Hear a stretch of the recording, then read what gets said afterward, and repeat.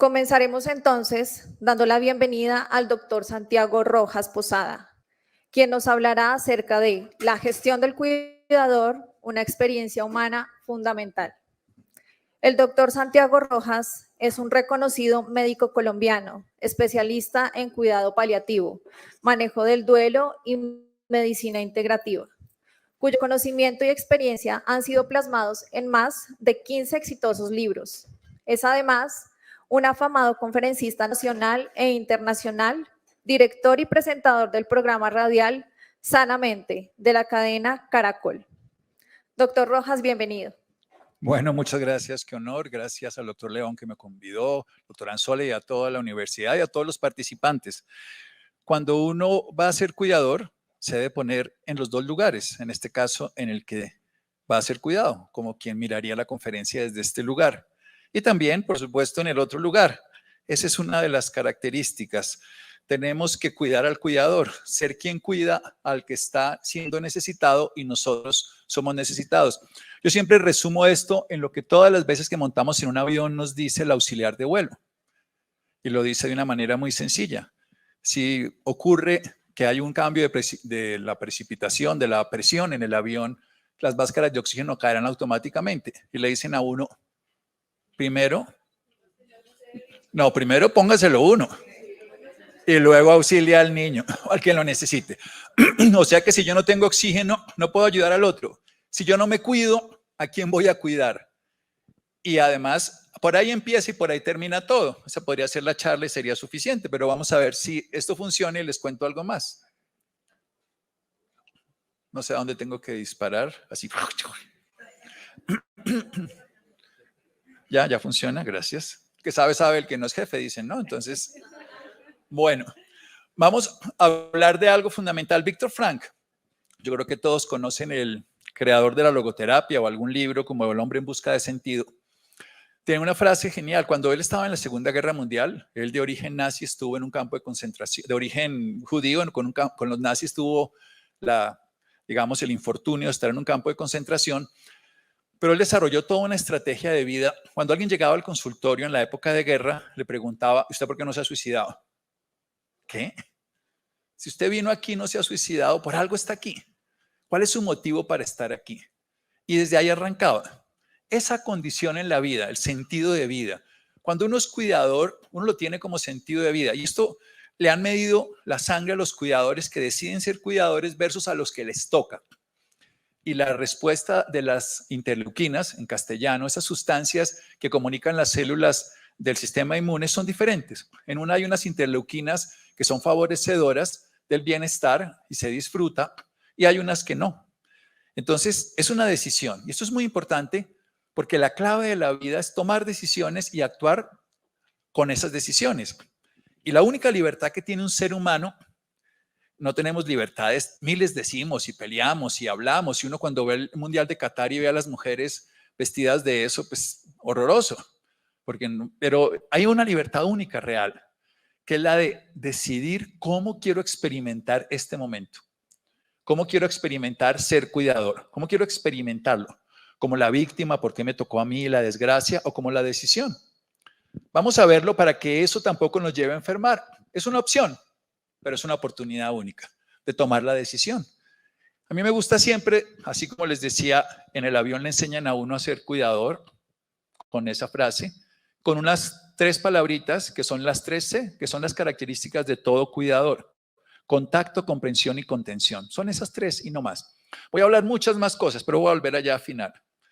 Contacto es que yo pueda tocarme a mí mismo y tocar a la otra persona. Tocarme y tocar a la otra persona. Cuando uno va a acompañar a alguien, tiene que tocarlo. Tocarlo con la mirada, tocarlo con la palabra, antes de tocarlo con el cuerpo.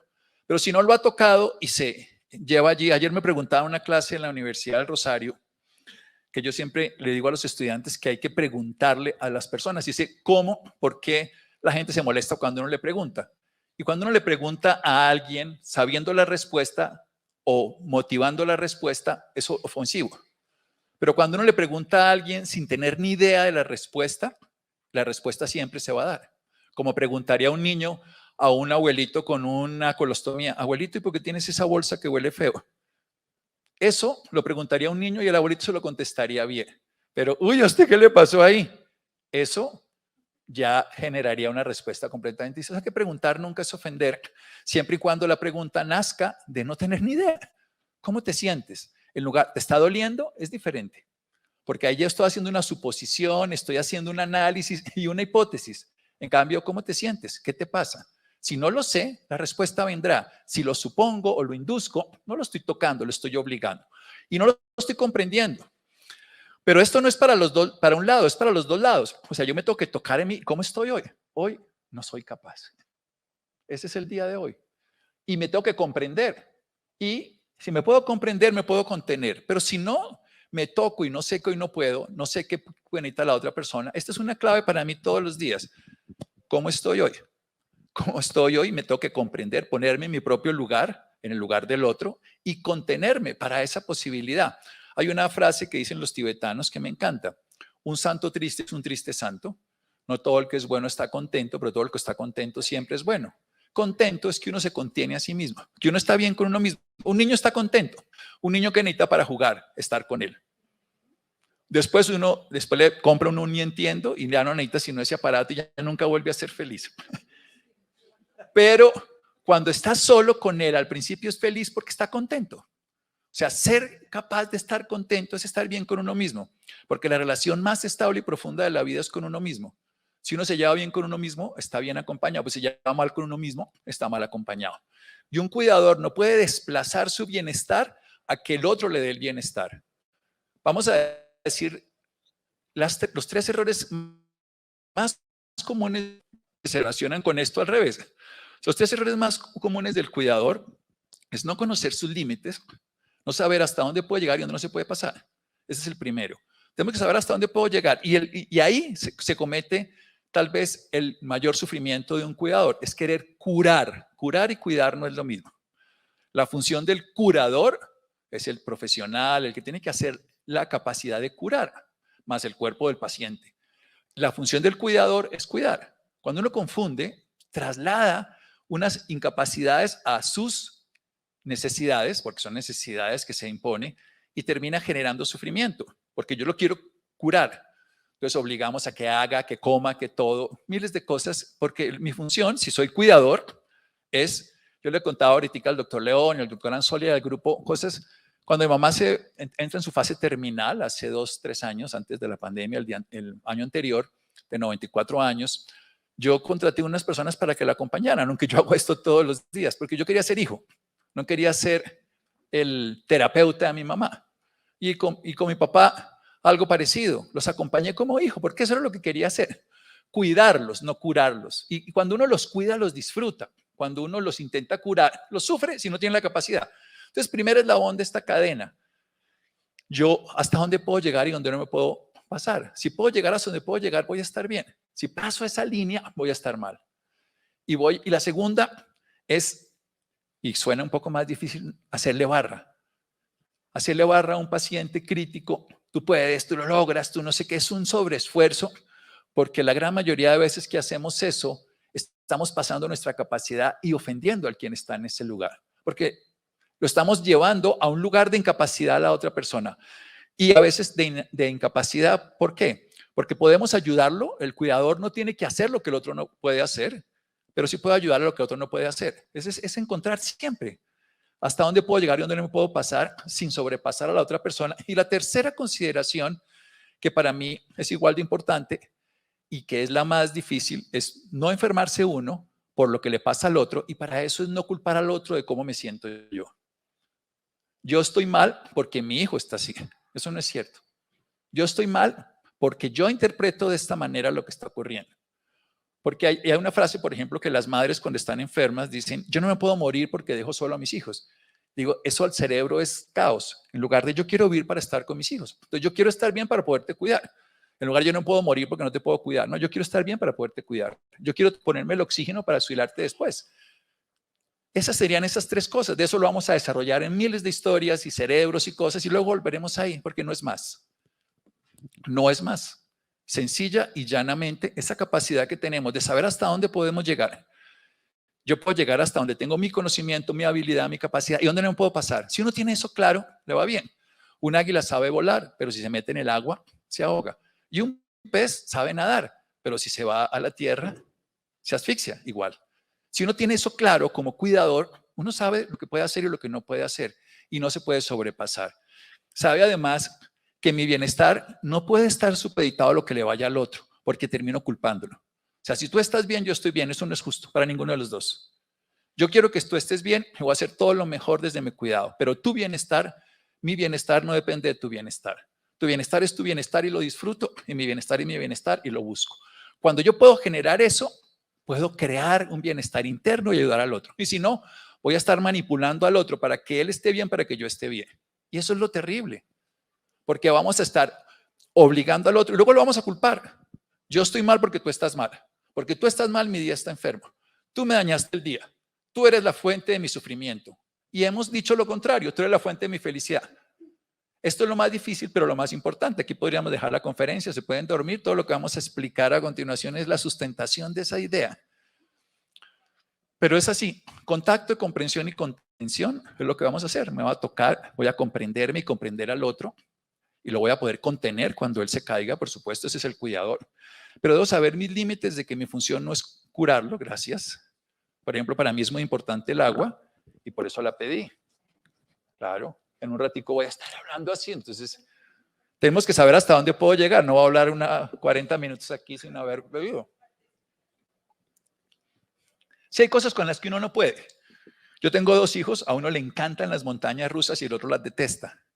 Entonces no tiene sentido pagarle al que no le gustan las montañas rusas por sufrir, ¿cierto? Y al que le gusta, pues que se monte 2 veces si quiere. Así funciona de simple. El Buda decía, ser feliz es simple, lo difícil es ser simple. Esa es la dificultad. Entonces, ¿a ustedes les da estrés? El estrés del cuidador es altísimo. El estrés ocurre porque no comprendemos que siendo una necesidad de la vida, oigan esa palabra, el estrés es necesario. ¿Para qué?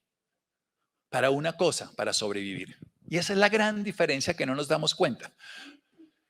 Cuando estemos en modo supervivencia necesitamos el estrés. Si en este momento me atraganto con una pepa de lo que sea, aquí no me sirve la meditación, el OM, la oración y la fe en Dios. No, es modo supervivencia. En modo supervivencia solo necesito hacer cosas que me garanticen sobrevivir y eso es el estrés. ¿Para qué me dieron el estrés? Para sobrevivir. Para que si cruzo la séptima ahorita despistado y me pita un carro,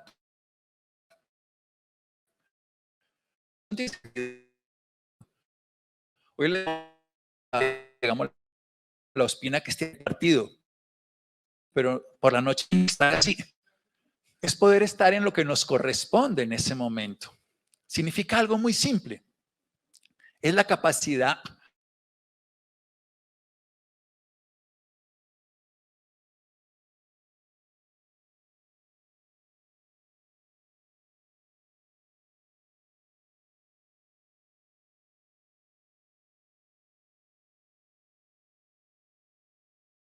muebles, es lo mismo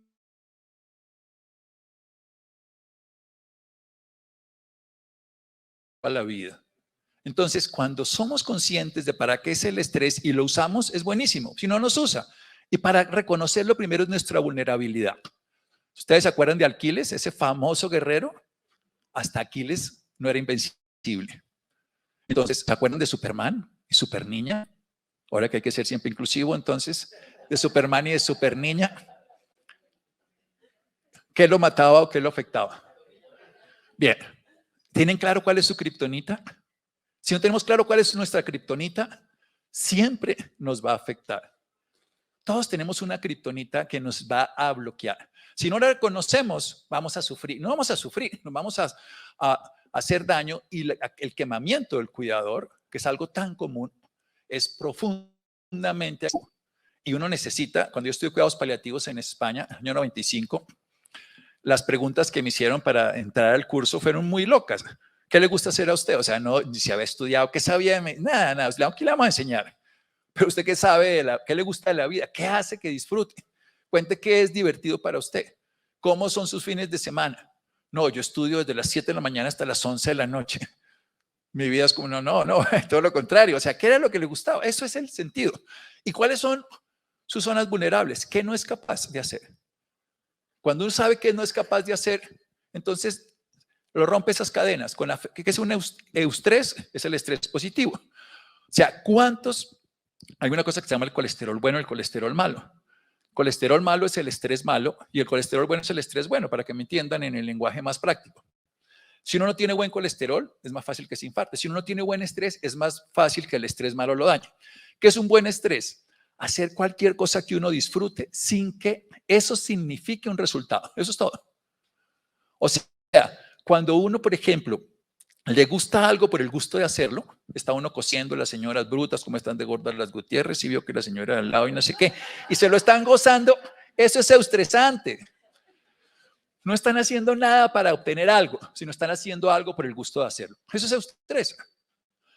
Cuando uno hace algo por el gusto de hacerlo, le genera al sistema una reparación. Se llama el sistema de oxitocina, de calma, conexión. Cuando uno hace algo esperando un resultado, el resultado puede ser bueno o malo. Si yo hago algo, todo lo que hago espero que él me lo reconozca, que él me lo devuelva, que ella, entonces estoy siempre en distrés. En cambio, si yo hago algo porque me gusta, entonces si a uno le gusta, por ejemplo, consentir a un gato, eso es súper estresante. Uno consiente un gato y al cabo de 3 minutos el gato se va a ir. A menos de que esté enfermo, el gato se va a ir, porque el gato dice, ya, estuvo bien. Me encantó, pero too much, no más. Después vuelvo, pero me voy. Ese es el nivel.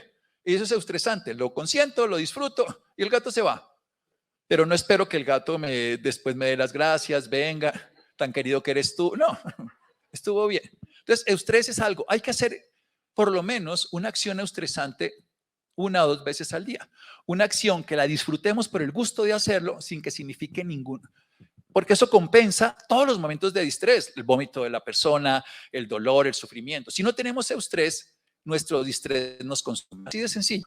Y por eso tenemos que adaptarnos, ponernos la indumentaria, la forma de hacerlo. Recordemos esta imagen que es muy técnica, pero muy sencilla también. El estrés es favorable cuando me integro y me adapto a la realidad. Es desfavorable cuando no me adapto, me tensiono y me adapto. Entonces el estrés no es ni bueno ni malo, es una herramienta de la vida para sobrevivir que la puedo usar cuando toque sobrevivir, pero toque soltar. No puedo vivir en una tensión permanente por lo que no puedo controlar. Puedo ejercer control sobre lo que puedo controlar, sobre cuánto duermo, cuánto decido estar, todo. Y debo planificar. Por eso es tan importante. Cualquier empresa planifica las cosas que va a hacer. Y para eso, insisto la palabra, bienvenido, motivación. Un cuidador debe estar porque quiere estar. Esa palabra, me toca hacer, cada vez que uno dice me toca, el cerebro libera cortisol. Hay cosas que nos toca hacer, pero entonces uno las puede cambiar. Digamos, me toca ir donde la suegra, quiero ver a la vieja. Me toca pagar las cuentas, quiero tener la salud económica. Me toca ir donde el médico, quiero saber cómo estoy. O sea, el cambiar entre la dopamina y el cortisol, entre cambiar la actitud. Si esto es lo que me tocó, por eso digo que la única libertad que tiene un ser humano en la vida es la decisión de cómo quiere experimentar esto. Una anécdota que es simple. Pero yo estoy aquí, vivo en La Calera, no podía llegar, obviamente hoy acá, sabía que no podría llegar porque están cerradas las 4 vías donde yo estoy. Me vine a dormir a Bogotá. Eso es estresante, porque si no estaría distresante. ¿Cómo hago para llegar? De pronto está cerrada la vía. Me vine a dormir aquí a Bogotá, no pasa nada. Si uno puede planificar. Si no puede y no hubiera podido venir, mire, doctor León, muchas gracias. Venga a ver si le mando por teléfono. Buscaríamos una historia. Pero tenía la motivación. Entonces uno con la motivación busca resultados. Esto es muy sencillo. ¿Qué me estresa? ¿Cómo me adapto? ¿Y qué me soporta? Un niño le ladra a un perro, sistema estresor, mecanismo de adaptación, salgo corriendo, sistema de soporte, abrazo de los papás. Se acabó el problema. Hay que entender esto todo el tiempo. ¿Qué es lo que a mí me genera distrés, el estrés patológico? ¿Cómo me adapto yo y qué me sirve? ¿Qué es externo? El soporte es externo. La filosofía, la religión, el ejercicio. Hay que buscar algo, un masaje, un abrazo. Esto lo tiene que tener un cuidador siempre. Aquí está el cuidador. El sistema estresor, la condición que está ocurriendo en su vida, cómo me adapto, qué hago yo y cómo tengo un mecanismo de soporte. Por eso aparecen estas empresas que terminan siendo un soporte externo. El soporte externo, nadie puede con todo. Les contaba de Superniña y Superman que requieren saber que hasta la kriptonita los bloquea. Y si no sabemos cuál es nuestra kriptonita, ¿cuál es nuestra kriptonita general? el tiempo. No tengo tiempo. No tengo tiempo, pero no tengo tiempo. A ver, planificar el tiempo. De hecho, nadie tiene tiempo. El tiempo nos tiene a todos, ¿no? Cuando uno dice cuántos años tiene, no tengo ni idea, porque los que ya los tuve y los que vengan no tengo cuántos son. Por eso solo lo puedo experimentar ahora. Y además esto de la velocidad. Si una babosa va encima de una tortuga, dice, espacio, espacio, que nos vamos a matar. Pero claro, cada uno va a la velocidad que va cada uno. Entonces hay que reconocer cuáles son sus tiempos. Incluso los cuidadores, yo trabajo la cronobiología, que es la ciencia de los ritmos. Hay gente que es búho. Por ejemplo, yo tengo un hijo que es búho, yo tengo un hijo que es alondra. O sea, uno es madrugador, uno es trasnochador, así como les cuento. Y entonces poner a mi hijo, ayer que nos vinimos madrugados para podernos venir acá a Bogotá, porque además era la hora que abrían la carretera de Choachí, porque la cerraban a las 7, salimos a las 4 y pico para venirnos para acá. Hay como ladrones en la noche. Mi hijo me dice, pero papá, tengo clase a las 2. Le dije, sí, pero si no, no vas a salir. Y entonces me dice, definitivamente, yo me acosté a las 8 de la noche e igual me desperté con sueño terrible, porque él es búho. O sea, hay que reconocer nuestras características y cómo manejar el tiempo.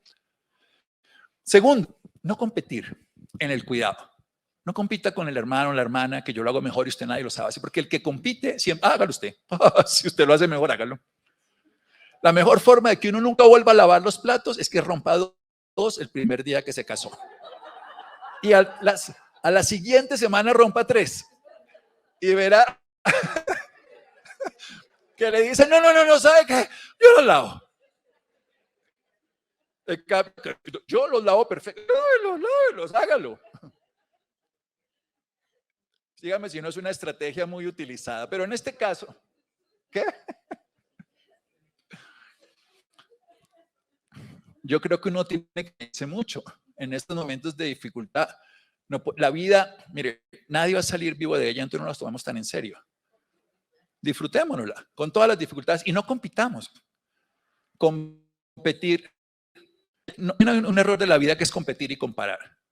En lugar de cooperar, que es totalmente diferente.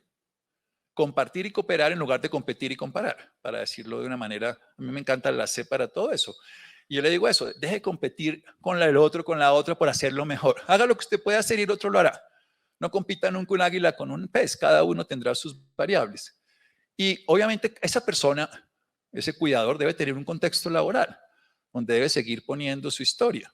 Ahora cuento una historia de Nacho Vidal. Seguro las mujeres saben quién es Nacho Vidal. Los hombres no deben tener ni idea quién es Nacho Vidal. No lo conocen, ningún hombre lo conoce, pero las mujeres sí. Nacho Vidal, para las que no lo conocen, es un actor porno. Sí, el mismo que estoy hablando. Una cosa muy científica. Resulta que a él le hace una entrevista a Gustavo Gómez en Caracol y le pregunta que cuántas veces trabaja. Es un actor porno, recuerden. ¿Cuántas veces trabaja en el día? En las películas dice que unas 2 o 3 veces trabaja. Entonces le dice, y cuando llega a la casa sigue trabajando. Y dice, no, ya en la casa no trabajo más, ya se acabó. Entonces, si alguien ejerce la función de cuidador en su trabajo, no porno, sino cuidador, cuando llega a la casa a ejercer, está sobrepasado. Y eso es claro. No puede seguir haciendo lo mismo. Y eso hay que tenerlo en cuenta. Porque si el contexto laboral, y yo soy enfermera de día, enfermera de noche, todos los días, ¿quién cuida al cuidador? ¿De acuerdo? Eso hay que tenerlo absolutamente claro. Porque ese contexto laboral también lo va a sacar. Y emociones, esto se compone en un ratito.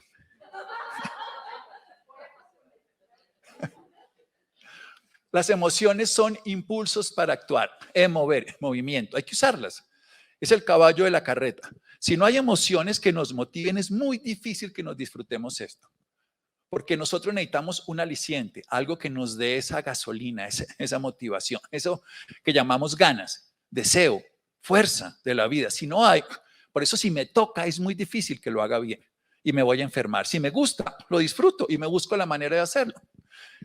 Y uno de los grandes interrogantes de la vida es vivir con incertidumbre. La incertidumbre es súper agotadora. Mañana les cuento cómo se soluciona esto.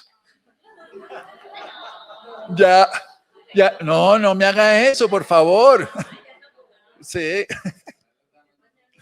No, imagínese eso, que le manejaran a la vida con incertidumbre. Qué desastre. O sea, por eso hay que planificar. hay que tener lo más difícil para un ser humano, y por eso los 3 ejes que yo les digo, saber hasta dónde puedo llegar, dónde no puedo pasar. No hacerle barra a la persona para buscar mi bienestar y no responsabilizar al otro de cómo yo me siento. Esas características llevan a que yo me empiece a cuidar a mí mismo. Y que me empiece a cuidar a mí mismo, entonces planifico los tiempos que puedo dar, cómo los puedo dar y hacerlo de la mejor manera. Y poder manejar las cosas con una libreta, sea electrónica o no, con un horario y todo, para no tener miles de cosas, o sea, funcionar con las certezas, que a veces, como no tenemos ni idea qué va a pasar todo el tiempo, estamos viviendo un estado de incertidumbre angustioso. Hay unas cosas que nunca podemos controlar y por supuesto hay que hacer tareas de las pérdidas, de los duelos. Hacer un duelo, saber que nada será igual, sin embargo, podemos estar bien. Hacer un duelo de muchas de las cosas que van a cambiar en nuestra vida. De hecho, creo que lo más importante que uno puede hacer en la vida es hacer un duelo de cualquier cosa que le toque hacer el duelo, ahí sí le toca, pero querer hacerlo, o sea, querer hacer un duelo a algo que le toca, es una pérdida, para poder valorar lo que tiene. Porque cuando uno no hace un duelo de lo que le toca, no valora lo que tiene. Se queda uno en lo que hubiera sido. Y cuando los duelos no se elaboran, afectan áreas de nuestro cerebro, la corteza singular anterior, que nos genera un dolor y un resentimiento y una, ¿por qué me tocó a mí esto? Es que no lo merezco, es que esta vida.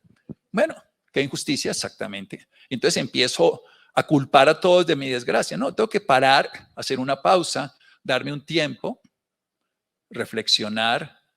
Por eso cuando la gente está en duelo, recién dice, no, yo me quiero dedicarme a ayudar a otros. Le digo, no. Primero, póngase el oxígeno y luego auxilio al niño. Siempre utilizo esa frase, robada de los aviones, de cualquier lugar.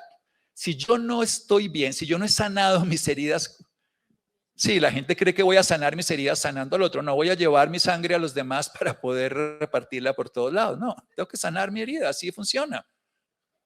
Claro, si no hay más obligación, y este es todo un área de intenso dolor que se queda en el cerebro y se ha visto en resonancias magnéticas funcionales, personas que se quedan viviendo esa experiencia en la corteza singular anterior. Entonces, la corteza singular tiene que ver con aspectos que nos definen la atención. Entonces, esa persona no puede estar atenta porque está todo el día en su drama. Y hay una canción que la ex señorita no sabe qué va a decir. Pues en la clase de geografía su maestro habla de no sé qué, y ella está, susodicha solo piensa en su desdicha y en su tristeza. Esto estaba hablando de la corteza singular anterior, la ciencia musical. Quiero decir, la persona está metida ahí en su rollo y en su rollo. Sí, y hay que salirse de ahí.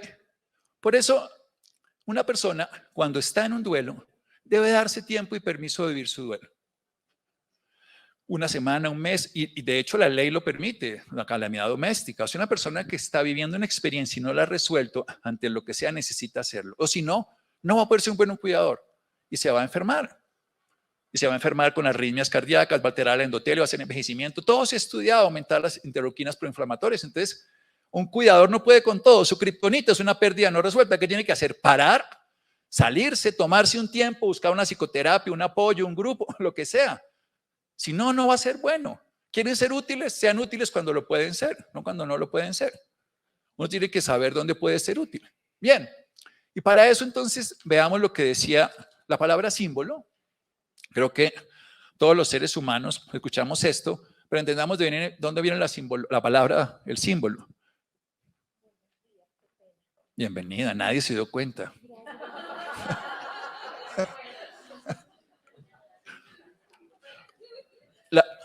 La vida es lo que está sucediendo en cada momento.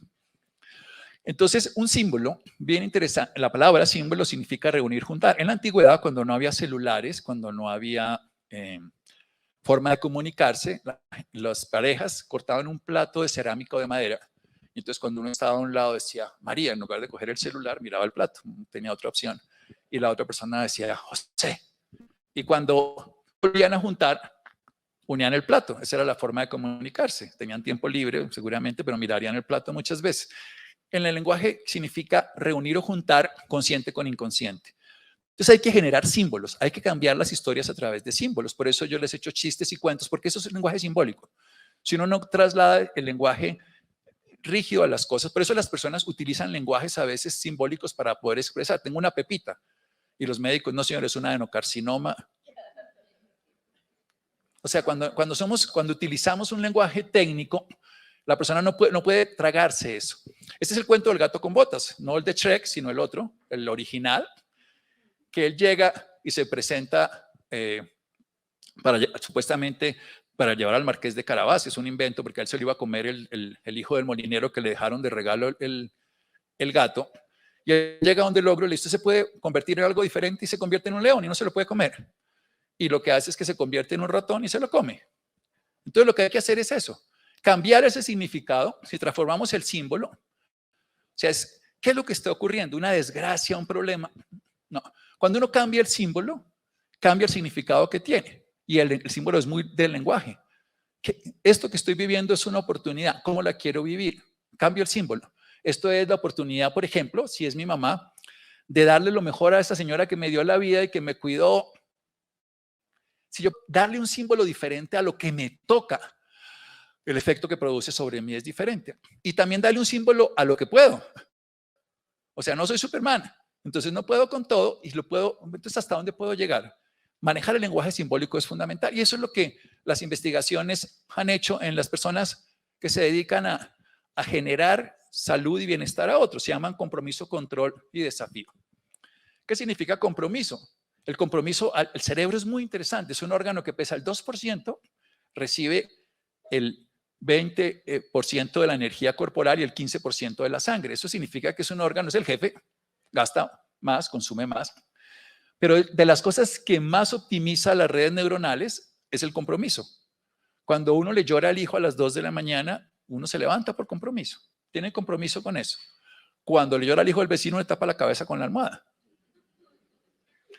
El compromiso es lo que más energía da al sistema porque optimiza los recursos cerebrales. O sea que nadie puede ser voluntario y ser cuidador si no está comprometido con esto, porque eso es lo que da energía.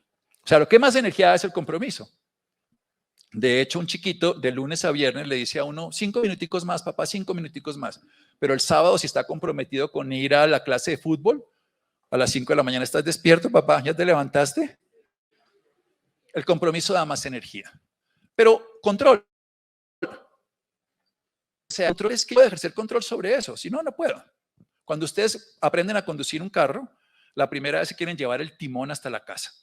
Le dan la vuelta a la manzana, es como si hubieran ido hasta Chigorodó. Ahora, cuando uno ya sabe manejar, el control no es hipercontrol ni descontrol. Es simplemente el justo control para sostener las cosas. Y hay que llegar a ese justo control donde no nos descontrolemos ni hipercontrolemos. De las cosas más agotadoras es el hipercontrol. El hipercontrol da tensión muscular, da fatiga, querer tenerlo todo bajo control. Hay gente que dice, quiero tenerlo todo bajo control. Es agotador. Y obviamente hay que volver un desafío, que esa es la transformación. Nosotros nos transformamos cuando nos desafiamos. Voy a hacerlo de esta manera, voy a aprender, voy a educar, voy a cambiar. El desafío genera algo que es muy interesante, que es persistencia. Lo que da energía es el compromiso, lo que da capacidad es el control y lo que da persistencia es el desafío. Voy a volver a empezar, voy a volver a intentar. Ese es el desafío. Lo voy a hacer. Pero todo esto necesita de una palabra que va a ser el cierre de todo esto, gratitud. La voy a dejar aquí solamente enunciada. Si uno no está agradecido, es muy difícil que disfrute. O sea, si uno es que más a disfrutar lo que le llegue. Y esto es una ley porque el cerebro funciona, yo se los cuento desde la neurociencia.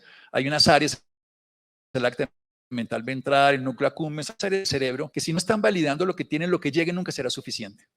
En cambio, si están valorando lo que tienen, lo que llegue puede ser mejor o puede ser peor, pues ya tengo por lo menos el disfrute de lo que estoy experimentando. Ahí vuelvo al estado de contento. Si estoy bien conmigo mismo, puedo sobrellevar las dificultades de no tener a los otros.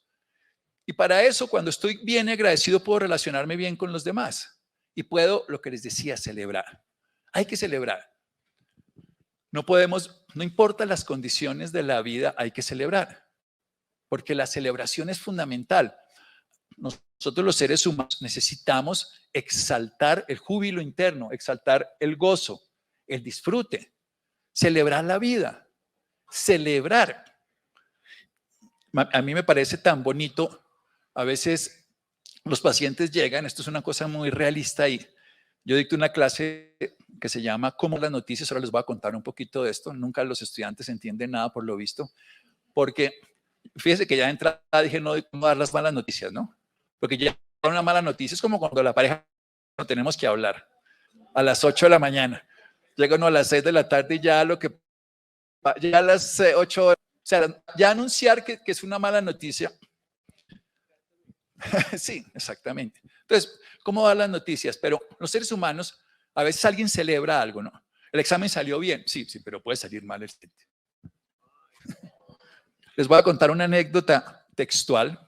Una paciente llega al consultorio, es una piloto, no voy a citar más datos que eso, y llega muy angustiada al consultorio porque el médico cuando la estaba examinando, la está palpando, le dice, esto no me gusta, esto no me gusta. Esta mujer entra en pánico, ¿no? Entonces yo le dije, no se preocupe, llévelo a un vuelo, usted está en la cabina y cuando esté en la mitad del aire, diga solamente esta frase, esto no me gusta, esto no me gusta. Ya con eso con eso sería suficiente para, no estoy promoviendo la venganza, sino simplemente, tampoco la equidad de género, esto no tiene nada que ver con eso, sino entender que no le podemos coartar el bienestar a otra persona o inducirlo a una angustia innecesaria con nuestra. Y eso también lo digo para el cuidador, pero lo puse aquí como ejemplo. Y ojo, cuidadores, hay que moverse. Tenemos 2 patitas, estamos hechos para movernos, estamos moviendo menos de 5 veces que hace 100 años. Hay que hacer actividad física. El cuidador tiene que estar fuerte, no solo para cargar a la mamá, al hermano, el primo, sino tiene que hacer ejercicio todos los días. No, es que yo hago ejercicio porque yo barro la casa y levanto. No. Independientemente de lo que quieras en tu casa, haz un programa de ejercicio 3 veces para duerme. De nada nos sirve a alguien que se toste el cerebro por no dormir, que se vuelva demente antes que el que está cuidando, porque el sueño es la forma en que el cerebro se desintoxica, repara, renueva. Entonces hay que dormir. A mí me encanta desde que decidieron que, por ejemplo, en las funerarias se va la gente a las 10 de la noche. En los pueblos la historia era que todo el mundo, cada hora llegaba un vecino a acompañarlo uno. Yo me acuerdo de eso con una tía que murió. Estaba yo muy chiquito y mi papá dijo, yo me voy a dormir. Y no teníamos a nadie más que un primo y yo. Y venía cada hora alguien a acompañarnos en el duelo para no dejarnos dormir. Yo me quedé dormido en la ceremonia. Pues obvio, no había dormido absolutamente nada y no entendía tampoco ni qué era lo que estábamos haciendo, porque todos estábamos ahí medio cabeceando, pero, o sea, no tiene sentido.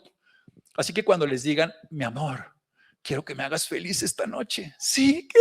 Déjame dormir. Porque el sueño es la experiencia más transformadora de la vida. Hay que levantarse y transformar. Ahora, nadie hace esto sin un valor espiritual, sin un sentido. Por eso voy a meterme por la espiritualidad. A mí me encantan los árboles y la espiritualidad es como la raíz de un árbol, es la que los sostiene, es invisible. Verdaderamente la capacidad de cuidar se sustenta en la raíz que sostiene el tronco, que es la mente, y las ramas, que son las emociones, donde desarrollamos las hojas, las flores y los frutos.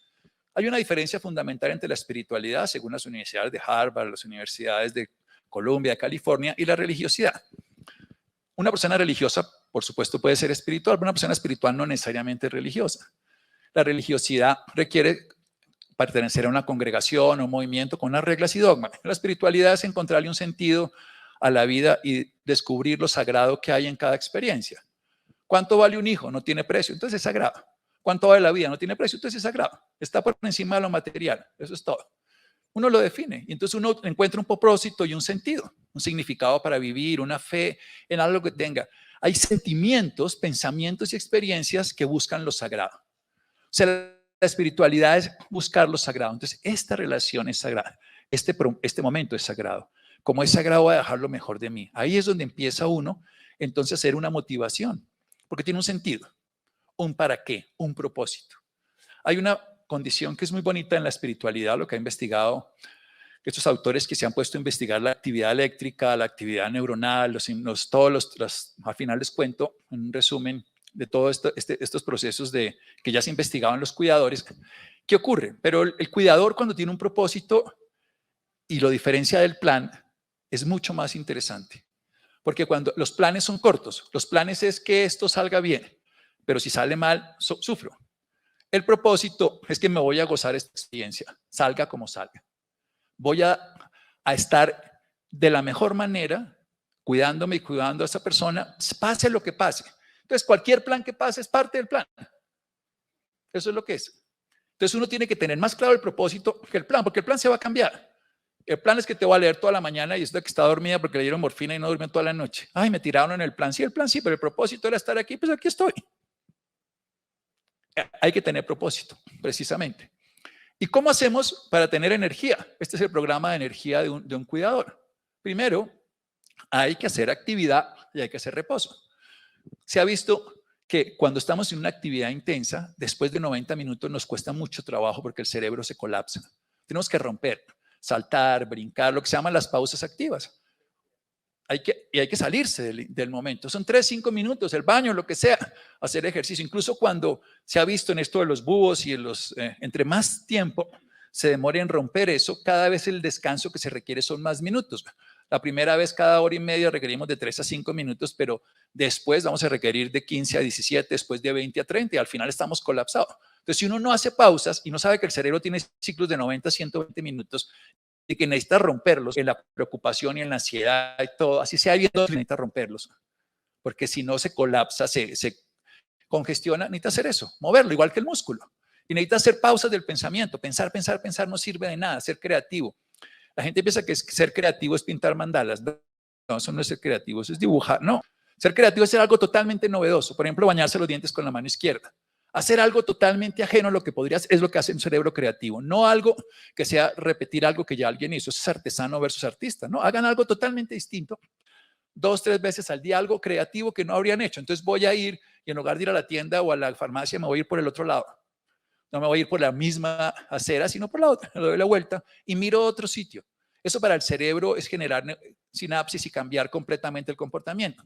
Y hay que aprender. Antes, los gatos y los perros, cuando se levantan y cuando se acuestan, se estiran. Los animales lo saben. Hay que hacer estiramientos frecuentes cuando nos levantamos y nos movemos, y sobre todo con los años. Una de las cosas interesantes para evitar fracturas y caídas en el adulto mayor es que apenas se despierten, en lugar de levantarse inmediatamente, permanecer entre 30 y 60 segundos sentado, luego estirarse y luego sí levantarse. Pero uno ve a veces a cuidadores, levántese, venga, vamos. Un momentico. Pare, estírese, adáptese y muévase. Y lo mismo para acostarse.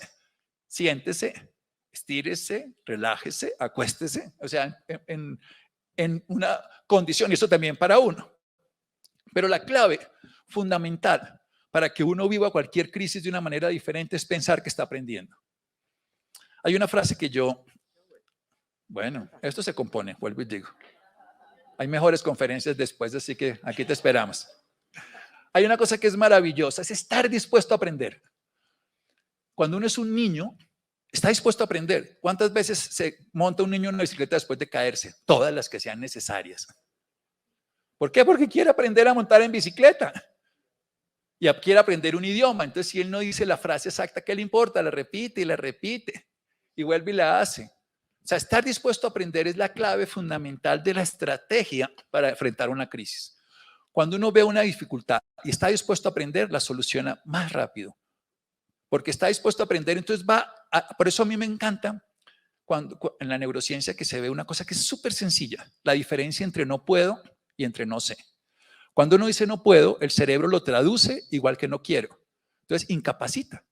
En cambio, cuando dice no sé, el cerebro lo interpreta como motivación. O sea, no puedo hacer esto con mi mamá. No sé cómo limpiarla. Bien, no sé cómo limpiarla, aprendemos. No puedo.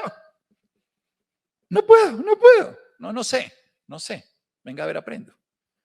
La disposición de estar siempre dispuesto a aprender. Y eso nos genera. Cuando no sabemos, somos creativos. Cuando creemos saber, ¿ustedes nunca se han perdido con el que sabe dónde es ruta? Yo sé dónde es, no sé dónde es. Y está uno por allá. Aquí están echándose ahí las pullas, pero no, yo sí sé cómo es, yo sé dónde es. Y termina uno totalmente perdido. En cambio, no tengo ni idea, venga, pregunto. Le va mejor, ¿cierto? Entonces, es mejor no saber.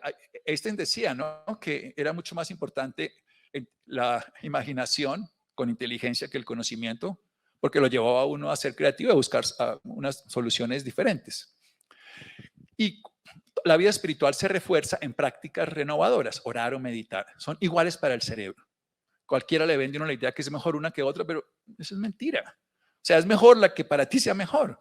Si tú le rezas a la Virgen María, es tan importante como si eres budista y le rezas a Tara, que es la divinidad femenina de los budistas. Es lo mismo, porque para ti significa lo mismo, para el otro significa lo mismo que para ti. Y por eso hay que hacer esos momentos de silencio, de reflexión, de meditación, de introspección. Hablemos del capítulo de relaciones con la tecnología. Una de las cosas que hoy, digamos, cuando yo aprendí esta historia no tenía nada que ver, esto no existía, la tecnología, pero ahora vamos a visitar a la mamá, a la abuela, a la tía, a acompañarla o a mirar el celular en la cama de ella y después nos arrepentimos de no haber estado ese ratito con esa persona tan maravillosa, de no haberla visto, de no haber hecho nada más que eso, porque ese tiempo cuenta como recuerdos. Nosotros generamos memorias a través de experiencias renovadoras. Entonces, ojo que la tecnología no nos saque de lo esencial que son los seres humanos. Seguimos siendo seres humanos. No sé si algún día seremos híbridos, seremos alguna máquina humana, pero hoy en día seguimos siendo seres humanos. Por eso la relación más importante de tu vida es contigo misma, contigo mismo. Llévate bien contigo y no obligarás al otro que te haga feliz. Llévate bien contigo y harás que el otro esté mucho mejor. Entonces, y a mí me encanta esta frase, que debes tener a dos personas felices en tu vida, a tu niño, a tu niña y a tu adulto mayor. Si tú tienes feliz a tu niño, sigues soñando. Si tienes feliz a tu adulto mayor, eres capaz de llegar hasta allá. Esas son las dos personas que uno se levanta por la mañana y ¿cómo está mi niño? Feliz, con ganas. ¿Cómo está mi viejito? Allá voy, bien, nos vemos. Esa actitud te hace ser comprensivo contigo, ser generoso contigo, que el cuidador tiene que ser, y ahí sí nos podemos relacionar con los demás. Comamos bien, ¿eh? A mí las pautas de comida son muy sencillas, no es matricularse en una dieta, pero ¿estuvo viva la comida? Si la comida estuvo viva es buena, aunque el murciélago de Wuhan estuvo vivo, de todas maneras, lo que nos estamos comiendo hoy son productos, no son comida. Comida viva, frutas, verduras, carne, pollo, pescado, estuvo vivo. Lo segundo es de qué se alimenta. Somos el último eslabón de esa cadena. Mucho mejor, mucho mejor. Evidentemente, la comida relacionada con el campo, con los supermercados, que la comida industrializada. Porque una ha sido transformada, procesada, la comida de la plaza de mercado. Pero sobre todo esa transformación. Lo tuve que edulcorar, echarle azúcar, lo tuve que fritar, refritar, empaquetar. Fíjese que el pan de Jesús tenía 3 ingredientes: harina, agua y sal. Y algunos tenía levadura porque ese era pan sin levadura, 4 ingredientes. Y duraba 3 días el pan de masa madre. Hoy los panes de los supermercados tienen 30 ingredientes y duran 30 meses. No es un problema entre el cadáver y no cadáver, es un problema entre la momia y lo vivo. Estamos comiendo comida momificada, que se queda aquí momificada. Son productos que están hechos para durar 30 meses, 10 años, y eso no lo comemos. No tiene sentido. Comamos comida que ha estado viva, eso es todo. Comemos comida que ha sido menos transformada y comámosla con hambre. Esa es la biología de los miles de años de evolución humana. Y con horario. Somos seres diurnos. Las ratas, que son seres nocturnos, no me refiero a los maridos, sino a los animalitos, esos a veces se puede entender. Entonces, lo que dije era lo más importante, no lo vuelvo a repetir, ¿no?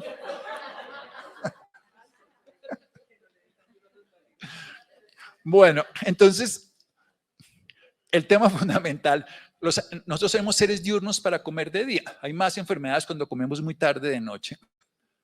Hay más alteraciones cuando tenemos un metabolismo adecuado para eso. Y las ratas, que son animales nocturnos, cuando comen de día les pasa lo mismo que a nosotros, síndrome metabólico, hipertensión, diabetes, más fácilmente, porque son animales nocturnos. Estamos hechos de manera particular cada ser.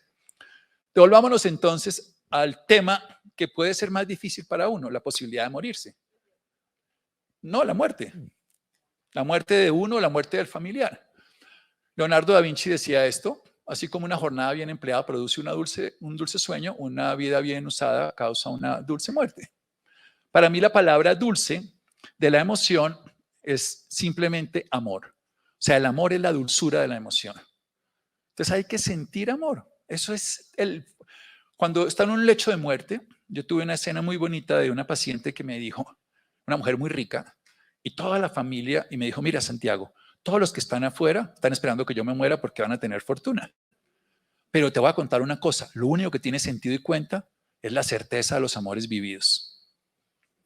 Y eso es genial, es lo único que tiene sentido al final de la vida. He acompañado a mucha gente a morir, lo único que tiene sentido es la certeza del amor. ¿Ustedes con quién se quieren morir? ¿En una cama de oro en Buckingham? No, queremos estar con las personas que amamos, eso es todo lo que queremos, no importa nada más. De hecho, lo de la plata no importa. Un señor en una enfermedad terminal, esto es una historia también real, 80 años, se lleva a la familia con hijos, nietos y parejas a París. Muy ricos, se los lleva al mejor hotel, están en la cena final de antes de devolverse y les dice, muchas gracias, muchas gracias, muchas gracias por haber venido. Le dicen, papá, si es con su plata. No, no, con su herencia, hermano. Yo no me lo puedo gastar, así que ya lo estoy disfrutando. Claro, me la estoy gozando. Así funciona esto. Ojalá nunca sientan que tengan salud perfecta, porque la salud perfecta lleva a que uno se enferme. Solo quiero comer mal, dormir menos. Como yo tengo buena salud, puedo cuidar a mi papá. No, yo tengo siempre la idea contraria, tengo que crear salud. No es, y tener entendido que la enfermedad hace que a veces nos cuidemos más. Como yo puedo hacer lo que quiera, yo puedo fumar, yo puedo hacer, bueno, esa es la decisión. Y entender que la vida es una escuela, donde hay clases, que es lo que nos cuesta trabajo y recreo, lo que nos disfrutamos, y cualquier experiencia nos enseña. La Universidad de la Vida estamos matriculados todos. Y la Universidad de la Vida tiene un pensum académico al revés. Cuando uno entra aquí a la Universidad del Bosque, a uno le enseñan una teoría y luego le hacen una evaluación, una prueba para saber si aprendió la teoría. A la Universidad de la Vida le hacen una prueba para ver si aprende. O sea, primero le viene la prueba, el duelo, la separación, la enfermedad, y luego le dicen, venga a ver si usted quiere aprender. Pero primero viene la prueba, no como la academia. Y cuando tenemos una crisis, como el diagnóstico, por ejemplo, tenemos que hacer esa pausa en la crisis, insisto. Cuando uno tiene que saber cómo se traga ese bocado, los lo rompen, lo distropan, hagamos lo mismo. Una crisis tenemos que parar, la crisis del pronóstico, de lo que le pasa a mi pareja, a mí como persona, al que cuido, el deterioro y por supuesto la muerte. Y el ser humano es mucho más que células, mucho más que tejidos, tiene conciencia. Y eso es lo que nos quedamos con esa persona. Los pacientes con demencia, por ejemplo, jamás saben lo que les decimos, jamás saben lo que hacemos por ellos, pero sí pueden sentir lo que les hacemos sentir. Yo cuento una historia que me motivó mucho a esto. Esto fue hace ya año 90, 91, trabajé en un ancianato y me enamoré de una viejita que se llamaba Clementina Chapetón. Ella era una viejita solita porque no tenía quien la cuidara, diría ahora era un adulto mayor, entonces, pero ella tenía una cosa característica, nadie la visitaba, entonces yo dije, yo la quiero visitar. Y yo le cantaba, le daba la comida, mientras atendía a los demás pacientes, iba y me despedía y éramos amor eterno. Llegaba al siguiente miércoles que yo iba y me decía, ¿quién es usted? Y Clementina me enseñó a volverla a amar y a seducirla y cada 8 hasta que se murió. Y ese es el sentido. No sabe uno lo que hace por uno, pero sí cómo los hace sentir. Por eso hay que romper las creencias. A uno, el estar acompañando algo, le rompe todas las creencias del deber ser. ¿Qué es una creencia? Es un pensamiento que posee la mente. Y es una posibilidad de romperlo, de cambiarlo y de cambiar esto. Lo que no tiene sentido es temerle a la muerte cuando es algo seguro. O sea, nosotros vamos a morir. ¿Para qué temerle a algo que va a pasar? Temamos a algo que no vaya a pasar. Como la reforma tributaria sí va a pasar. Entonces, eso pues, sí, sea lo que sea. Pero lo que quiero decir es, hay cosas que van a pasar, van a pasar. Las que no van a pasar, pues no hay que temerles. Y la que va a pasar, ¿para qué temerles? Y ya va a pasar. No se preocupen por eso. No sé si han leído esto de los arrepentimientos antes de morir, que lo hace una enfermera australiana, que ya encuentra cientos de pacientes y todo el mundo se arrepiente de lo mismo, de haber trabajado demasiado, de no haber estado con los amigos, de no haberse dado tiempo para sí mismo, de no haber seguido sus sueños. Bien, ¿para qué arrepentirse en el lecho de muerte? No haber gozado, no haber disfrutado, cuando lo podemos hacer. Y la primera característica para poder disfrutar es no sentir que lo que le pasa a uno es una desgracia. Cuando uno piensa que lo que le pasa a uno es una desgracia, ya está uno desgraciado. Pero cuando le pasa a uno es una oportunidad y se cuida, lo va a vivir diferente. Así que no rechacemos la muerte, porque la muerte hace parte de la vida. Si rechazamos la muerte, porque se va a morir. Ayer hablaba con una familiar de alguien que le diagnosticaron un cáncer y le quedan 3 meses de vida. Y lo vamos a extrañar mucho. lo vamos a extrañar. Ahorita no lo extrañes. ¿Por qué lo vas a extrañar hoy cuando lo tienes? Extrañalo en 2 meses, bien, sé coherente, pero no hoy cuando vayas a hacer, aprovéchalo, porque solo tenemos esto, el tiempo presente, el aquí y la ahora. Yo les invito a que precisamente cuando alguien se esté muriendo lo acompañemos. Acompañar es compartir el pan, es nutrir, pero sobre todo desde una actitud muy distinta. No darle consejos a un moribundo. No, pero es que yo más bien creo que si uno quiere, los orientales dicen que uno tiene un momento de lucidez, ese viaje del cisne famoso que da su mejor canto antes de morir, ocurre en la gran mayoría de las personas, los que no están sedados o muy severos, pero la gran mayoría de personas antes de morir entran en un estado de lucidez muy bella, porque se desapasionan de todo. Y la clave fundamental para despertar a un maestro, dicen los orientales, es que uno se convierte en alumno. Entonces, si uno quiere que ese señor, señora, que ha sido común y corriente, en el momento antes de morir se vuelva un maestro, hay que ser su alumno. Para ser su alumno hay que preguntar, que hay que callar, no hay que sobre todo no hay que enseñarle a su papá a ser hijos. En el buen sentido del término, acompañar a un ser querido es todo lo que hemos hablado, contacto, comprensión y contención, para que la persona esté de la mejor manera, pero también para que despierte ese maestro interior. Porque la muerte, de cara a la muerte hay muchas enseñanzas. O sea, si ustedes le preguntan al abuelito, una persona les va a dar unas filosofías de vida totalmente distintas. He tenido la condición de haber acompañado a varios expresidentes, no de este país, sino de muchos países, gente que ha tenido mucho poder y al final todo eso les vale huevo, perdón la expresión. Al final lo que importa es eso, el afecto, el amor, lo que construyeron, el perrito, el gatico, lo que le da sentido a la vida. Juguémonos eso, así que preparémonos para nuestra propia muerte, tengamos voluntades anticipadas, sepamos que vamos a morir. Esto es un viaje corto, disfrutémonos la vida. Esto es un viaje corto.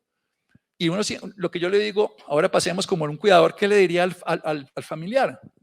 Reconoce tu cuerpo, mira cosas que sean nutritivas, pero busca un motivo para vivir todos los días. Y esto es lo que aparece siempre, culpa, rabia, apego. Y eso hay que soltarlo. No tiene sentido que una persona se muera llena de rencor, de rabia. A veces yo he visto en el lecho de muerte reconciliaciones bonitas, 20, 30 años que no se ha hablado un papá con un hijo, y se vuelven y se ven, se da no hay que explicar nada. Cuando hay que explicar nada, ya, Juan la pendejada. Eso es lo que funciona así. Y obviamente hay que manejar, ya esto es un tema médico, confusión, depresión, ansiedad. Pero, ¿qué es lo que hacemos? Ya me meto yo en la parte terapéutica. Buscar el protagonismo de la persona adaptable. En medicina paliativa, nosotros no tenemos órdenes médicas como en el sistema curativo, sino tenemos menú de opciones. O sea, no podemos despertar a alguien a las 11 para la tableta para dormir, sino lo que tenemos es que adaptarnos a las condiciones que están ocurriendo en la persona. Esto ya es un resumen simplemente de lo que hacemos en cuidado paliativo, que es lo que yo me dedico, y es bajar ese impacto psicológico, esa angustia que tiene esa persona, y poner a la familia dentro del aspecto cuidador. Esto es simplemente para decir que es un plan integral, espiritual, físico y biológico. Y vayamos otra vez a hacer un corte dentro de esto, porque ¿por qué lo pongo? Porque les digo, el cuidador no tiene que hacer lo que le toca hacer al profesional de la salud. El cuidador tiene que estar amando. Eso es toda su función, que es mucho, es maravilloso. Y evidentemente un cuidador debe ser consciente que si está enfermo, que hablábamos ahorita de los cuidadores de esquizofrenia y todo, que con diabetes, con hipertensión y todo, tienen que reconocer que ellos también necesitan cuidado. Entonces hacerse la terapia y reconocer que requieren ayuda. Y les decía que esta es la forma de dar las noticias. Una de las cosas que más trabajo le cuesta a las personas es dar una noticia. Pero de lo más fácil de la vida es descubrir las cosas sin tener que contarlas. ¿Me explico? La información, esto es los que les interese. Esto es una historia del Dr. Bogman, lo pueden encontrar, lo aprenden, lo enseñan, lo enseñamos. Y es cómo decir las cosas. Pero no hay que decirlas muchas veces, sino acompañarse entre los dos. ¿Qué tanto sabes y qué tanto quieres saber?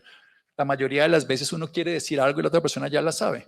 Y fundamentalmente llegamos a lo que hacemos es encontrarnos en un punto común. Lo que quiero decir, no para enseñar esto, porque no es charla, a usted no les toca las noticias, es saber que ustedes no tienen que darlas. Eso es todo. Ustedes no les tienen que decir las cosas. Esa no es la función del cuidador. Mira, habla con el médico te contará, la enfermera, lo que sea, pero uno se atraganta de tener que decir las cosas. porque la ética, precisamente la bioética lo respeta, la autonomía sobre la beneficencia. Y terminamos, vamos a llegar a la gratitud, que les insisto que es lo más importante, pero tenemos que entender, como nosotros en la terapia paliativa, en el cuidado paliativo, que la familia es esencial y que tiene que buscar el autocuidado. Es todo lo que hemos dicho. Pero quiero llegar a la gratitud, que les dije que era lo esencial. Fundamentalmente, al final de la vida de cualquier persona, lo que lo nutre son 3 palabritas: gratitud, felicidad y amor. No son más. Esas son las búsquedas existenciales. Harvard se demoró 75 años en buscar lo más esencial del hombre y hacer feliz. Cualquier cosa que hacemos, lo hacemos para ser feliz. Y lo podemos hacer si somos agradecidos, y la motivación y la fuerza es el amor. Así de sencillo. Este es el resumen ejecutivo de lo que es una vida humana. Estamos buscando la felicidad, necesitamos tener la base de la gratitud y motivarnos por el amor.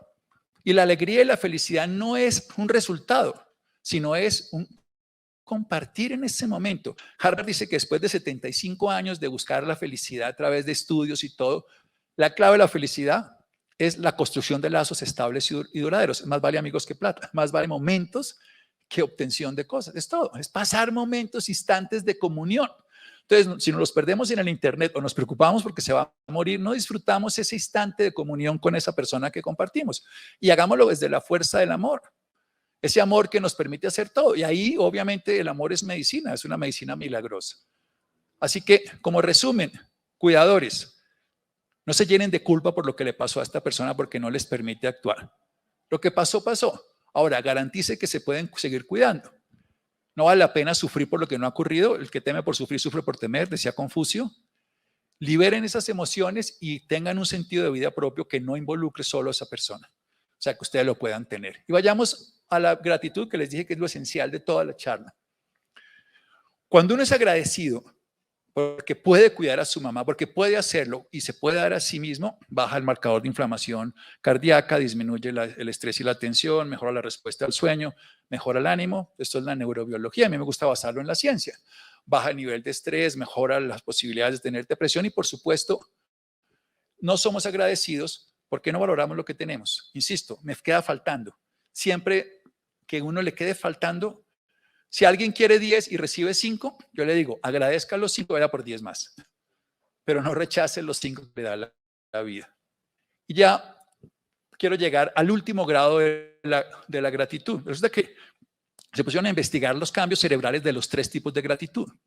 Hay una gratitud que es cuando yo recibo lo que espero, me dieron lo que yo espero. Hay un segundo nivel de gratitud que es cuando alguien me agradece por algo que yo hice. Esa es una gratitud mayor. Pero hay un tercer nivel de gratitud. Es cuando yo me alegro por algo que le pasa a otra persona, sin que eso signifique que yo lo haya hecho. Acuérdese lo del estrés. O sea, qué bueno que le pasó a esa persona. Esa gratitud se llama la gratitud compasiva. Esto genera un cambio neurobiológico bellísimo. Y entonces, una persona que está en cuidador, cuando desarrolla la compasión y la autocompasión, la sensibilidad al sufrimiento propio y ajeno, está motivado a cuidar, puede sentir una simpatía por lo que le pasa al otro sin juicio, pero también tolerancia a su propia angustia. O sea, ¿hasta dónde puedo llegar? Toda la investigación, yo se las puse en las 3 palabras iniciales, es ¿hasta dónde puedo llegar y dónde no me puedo pasar? Las 3 primeras frases. No obligar al otro a hacer cosas por mi motivación, porque la tercera lo voy a culpar de mi malestar. O sea, si él está bien o está mal, eso es independiente de lo que yo sienta. Ahora, yo voy a disfrutar que esté bien, esa es la compasión, pero no lo puedo obligar a que esté bien para que yo esté bien. Ese es el error. O sea, yo voy a disfrutar su bienestar, su día bueno lo voy a gozar, pero si lo obligo a que él tenga que estar bien para que yo esté bien, entonces ahí es donde está el error. En cambio, si puedo comprender la condición del otro y diferenciarla de la propia, que se llama inteligencia emocional, puedo lograrlo. ¿Y qué produce la compasión en el cerebro? Esto es bien interesante. Se ha visto que las personas que en los atentados gringos que hay todos los días, pues hay 365 atentados en promedio, uno al día en Estados Unidos, de esos disparadores que salen y matan. Las personas que más sobreviven son aquellos que buscan salvar a otros. Bueno, ya han visto que por un incendio entra un tipo a salvar el gato, el perro, a la mamá, porque se ha visto que una persona que tiene una actitud compasiva de ayudar auténticamente al bienestar de otro, produce ondas gamas. El cerebro funciona entre 12 y 18 ciclos por segundo en ondas betas, hasta 30 cuando está ansioso, alfa de relajación, 8 a 12, en fin. Pero las ondas gamma son 50, 60, 70 ciclos por segundo. Las personas que hacen compasión hacen eso. ¿Y qué significa eso? Que en algún momento el cerebro funciona tan intensamente que puedo ver soluciones que no veía. Entonces la persona puede ver salirse por un hueco, puede hacer cosas que no entendía. Entonces cuando uno está en un acto totalmente compasivo se le ocurren cosas loquísimas. No, y a mí se me ocurrió, yo sé qué hice y todo, yo no tengo ni idea cómo lo hice. Eso ocurre porque el cerebro entra en una coherencia, en una actividad, le permite una capacidad impresionante. La resonancia magnética opcional de personas en compasión se dan cuenta que la ínsula cambia y es capaz entonces de ponerse en el lugar del otro, de darse cuenta, pero también algo fundamental, que es tal vez lo más interesante, baja la amígdala, que es la que nos da el miedo. Entonces disminuye el miedo porque mi motivación y mi propósito es que esta persona le pueda dar lo mejor. Voy a hacer lo mejor para que esté lo mejor, respetándome a mí, porque si me sobrepaso, me asfixio y no le puedo poner el oxígeno al niño. Y tanto el corazón como el cerebro funcionan. El vago, que es el nervio que hoy sabemos que hace que haya 10 veces más influencia del tubo digestivo al cerebro que al revés, para la membrana cerebral, se aquieta porque se mieliniza, o sea, hay una respuesta parasimpático-tónica de bienestar. Se aumenta la oxitocina, que es la hormona del apego y de la comunión y de la calma, y además se aumentan las interleuquinas antiinflamatorias, disminuyen las proinflamatorias. Todo esto en castellano. Se baja la inflamación, que es la que más agota, que es la que favorece la diabetes, hipertensión, cáncer. En resumen, de todo lo que les he contado, contacto, comprensión y contención. Me puedo tocar a mí mismo cómo estoy para saber si hoy puedo. De pronto no puedo. Y si no puedo, hago más daño intentando hacerlo.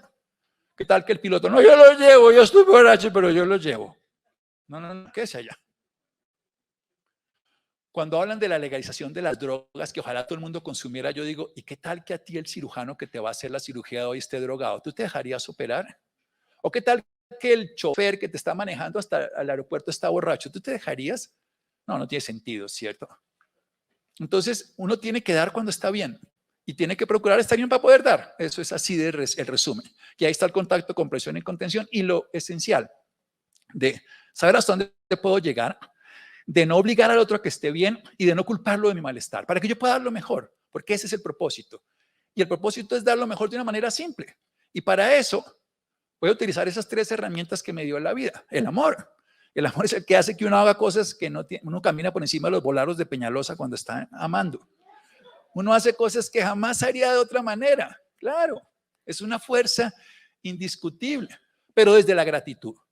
Agradecer la oportunidad, agradecer la condición, agradecer que esto es lo que, porque la gratitud nos sana toda la historia. Yo termino con esto que es de la vida real. Yo me enamoré de una compañera en la universidad, ella también se enamoró de otro compañero y el triángulo no funcionó. Entonces ella se fue con el otro muchacho, el duelo, la tusa. Pasaron 15 años y me la encontré en la calle y dije, ay, siquiera no me casé con esa señora.